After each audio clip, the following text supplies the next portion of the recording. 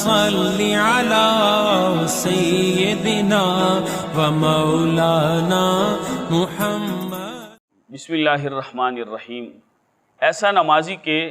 جس سے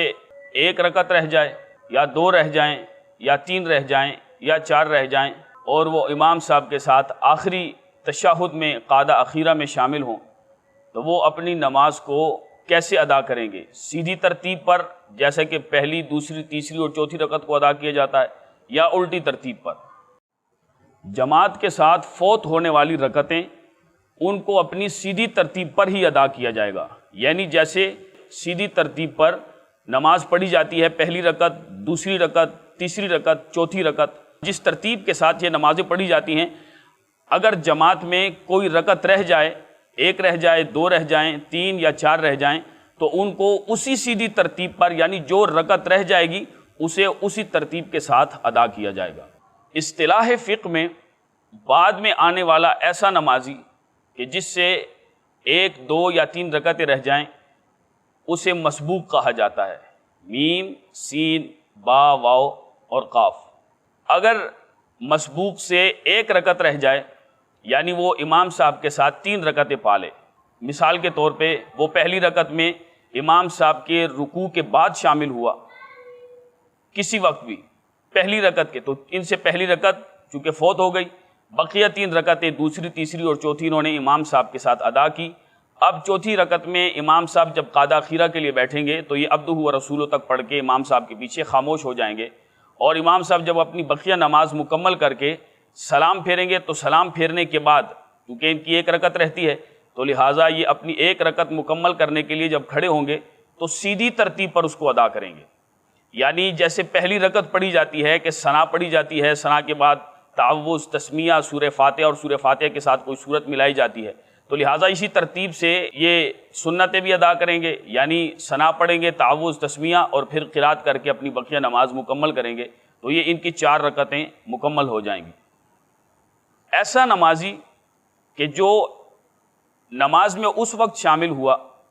کہ جب امام صاحب دو رکعتیں پڑھ چکے تھے، یعنی امام صاحب دوسری رکعت کا رکوع کر چکے تھے، یا یہ سجدے میں شامل ہوئے یا تشہد میں شامل ہوئے یا تیسری رکعت کے شروع میں شامل ہوئے ابتدا میں، یا امام صاحب رکوع میں تھے تیسری رکعت کے تو انہوں نے امام صاحب کے ساتھ رکوع کو پا لیا، تو جو پہلی دو رکعتیں ان سے رہ گئی اور باقی دو رکعتیں انہوں نے امام صاحب کی اقتداء میں ادا کی، تو اس صورت میں بھی یہ قعدہ اخیرہ میں عبدہ و رسولہ تک پڑھ کے خاموش ہو جائیں گے، اور امام صاحب کے سلام پھیرنے کے بعد یہ اپنی بقیہ جو دو رکعتیں ہیں ان کو اسی سیدھی ترتیب سے ادا کریں گے جیسے کہ پہلی دو رکعتیں ادا کی جاتی ہیں۔ تو چونکہ ان کی پہلی دو رکعتیں فوت ہوئی تھیں تو اب یہ امام صاحب کے سلام پھیرنے کے بعد یہ ثنا پڑھیں گے، تعوذ، تسمیہ، سورہ فاتحہ اور سورہ فاتحہ کے ساتھ سورت ملائیں گے، رکوع کریں گے، سجدہ کریں گے، یہ ان کی تین رکعتیں ہو جائیں گی، اور پھر اسی طرح سے جب چوتھی رکعت کے لیے کھڑے ہوں گے تو اس صورت میں دوسری جو رکعت ہوگی ان کی انفرادی طور پر یا امام صاحب کے ساتھ ادا کی ہوئی دو رکعتیں اور ایک ان کی اپنی ادا کی ہوئی ایک رکعت، تو یہ تین رکعتیں، لہٰذا اب جب یہ چوتھی کے لیے کھڑے ہوں گے تو اس صورت میں یہ اسی ترتیب سے کہ جیسے دوسری رکعت چار رکعتوں والی نماز میں پڑھی جاتی ہے تو یہ بسم اللہ الرحمن الرحیم یعنی تسمیہ پڑھیں گے اور اس کے بعد سورہ فاتحہ اور سورہ فاتحہ کے ساتھ سورت ملا کر اپنی بقیہ نماز کو مکمل کریں گے۔ ایسا نمازی کہ جس سے چار رکعتوں والی نماز میں تین رکعتیں فوت ہو جائیں، یعنی وہ امام صاحب کے ساتھ تیسری رکعت میں رکوع کے بعد شامل ہوئے یا تیسری رکعت کے کسی سجدے میں شامل ہوئے یا چوتھی رکعت کے قیام میں ہی یا رکوع میں انہوں نے امام صاحب کے ساتھ رکوع کو پا لیا، تو اس صورت میں یعنی جب ان کی تین رکعتیں فوت ہو جائیں اور ایک وہ آخری رکعت امام صاحب کے ساتھ پا لیں جو کہ امام صاحب کی تو چوتھی رکعت ہوگی، تو اس کو ادا کرنے کا طریقہ یہ ہے کہ یہ تشہد میں اسی طرح سے عبدہ و رسولہ تک پڑھ کے خاموش ہو جائیں گے اور امام صاحب کے سلام پھیرنے کے بعد یہ اپنی بقیہ تین رکعتیں اس انداز سے مکمل کریں گے کہ ان کی ترتیب سیدھی ہوگی، یعنی سیدھی ترتیب پر یہ اس کو ادا کریں گے اور ثنا پڑھیں گے، تعوذ، تسمیہ،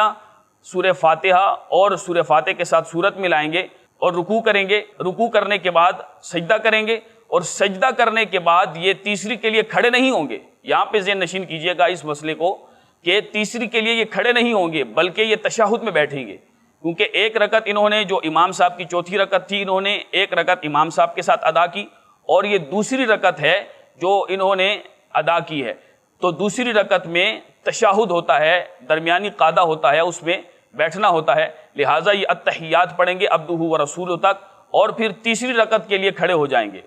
انفرادی طور پر یہ ان کی دوسری رکعت ہوگی، اور امام صاحب کے ساتھ ادا کی ہوئی رکعت کے ساتھ ملا کر یہ ان کی مجموعی طور پر تیسری رکعت ہوگی۔ لہٰذا اب یہ بسم اللہ الرحمن الرحیم، یہ ترتیب یاد رکھیے گا کہ اس کو سیدھی ترتیب پر ہی پڑھنا ہے۔ تو اب چونکہ یہ ان کی دوسری رکعت ہوگی تو دوسری رکعت میں یہ بسم اللہ الرحمن الرحیم پڑھیں گے۔ بسم اللہ الرحمن الرحیم کے بعد یہ سورہ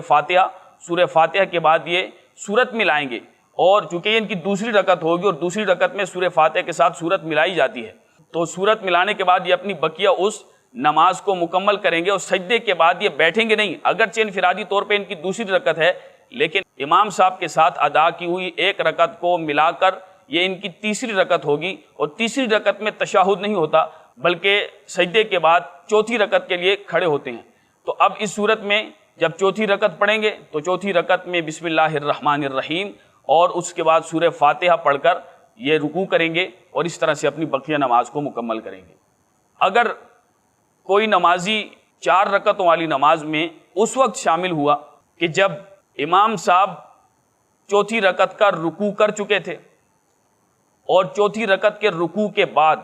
یہ کسی ایک سجدے میں شامل ہوئے یا تشہد میں یعنی قعدہ اخیرہ میں شامل ہوئے، تو اب اس صورت میں یہ عبدہ و رسولہ تک پڑھ کے خاموش ہو جائیں گے، اور امام صاحب کے سلام پھیرنے کے بعد یہ اپنی بقیہ نماز کو یعنی جو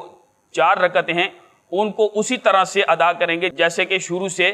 4 رکعتیں ادا کی جاتی ہیں۔ اللہم صلی علی سیدنا و مولانا محمد